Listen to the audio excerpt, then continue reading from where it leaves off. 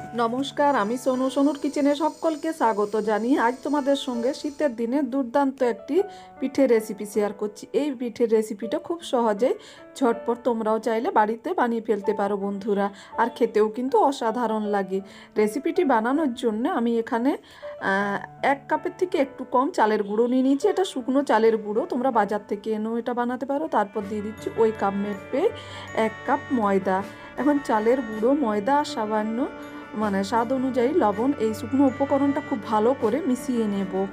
খুব ভালো করে মিশিয়ে নিয়ে এদিকে একটা সসপ্যান নিয়ে নিয়েছি। সসপ্যানের মধ্যে 1/2 কাপের মতো চিনি দিয়ে দিচ্ছি।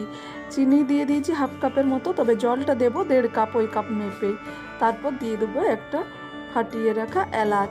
এখন চিনিটা যতক্ষণ না ভালোভাবে এটা মেল্ট হয়ে যাচ্ছে, চিনিটা গলে যাচ্ছে, ততক্ষণ এটাকে একটু নাড়াচাড়া করে নিতে হবে। তবে এক্ষেত্রে কোনো রকম সিরা বানানোর দরকার নেই, চিনিটা মেল্ট হয়ে গেলেই হবে বন্ধুরা। তো দেখো, এভাবে কিছুক্ষণ রাখার ফলে কিন্তু চিনিটা সুন্দরভাবে মেল্ট হয়ে গেছে।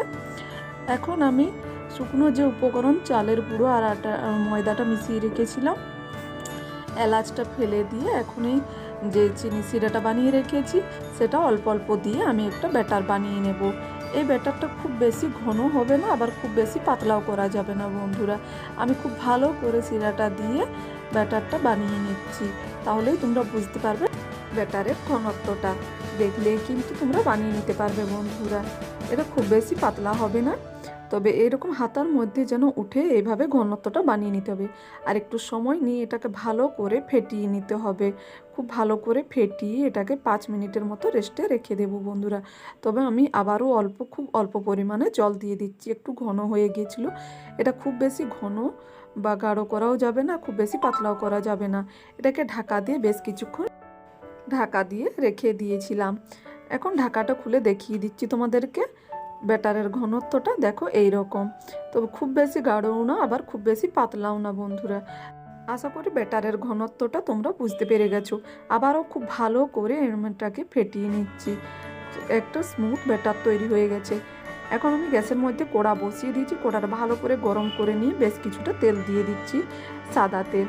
তেলটা ভালো করে গরম হয়ে যাওয়ার পর এর মধ্যে দিয়ে দেবো খুব অল্প পরিমাণ করে ব্যাটারটা দিয়ে তারপর একটা খুন্তির সাহায্যে এই পিঠের ওপর দিয়ে হালকা একটু তেল ছড়িয়ে দিতে হবে, যেন পিঠেটার মধ্যে সুন্দরভাবে একটা ডিজাইন এসে যায়।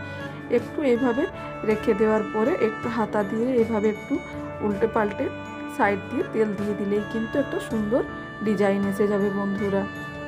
তবে খুব বেশি নাড়াচাড়া করার দরকার নেই, উপর দিয়ে একটু তেল দিয়ে দেবেন এইভাবে, তাহলে একটা সুন্দর ডিজাইন আসবে। এই ডিজাইনটা কিন্তু দেখতে খুব সুন্দর লাগে। আর এই পিঠেগুলো খুব সহজে ভাজা হয়ে যায়, ভাজতে খুব বেশি সময় লাগে না। আমি একইভাবে প্রত্যেকটা পিঠে কিন্তু বানিয়ে নিচ্ছি। সেমভাবে আমি অনেকগুলোই পিঠে বানিয়ে নিয়েছি বন্ধুরা। এই শুকনি পিঠে বা তেলের ভাজা পিঠের রেসিপিটা ভালো লাগলে অবশ্যই চ্যানেলটি লাইক শেয়ার সাবস্ক্রাইব করতে ভুলো না। আর কেমন লাগলো তোমাদেরকে অবশ্যই জানিও কমেন্ট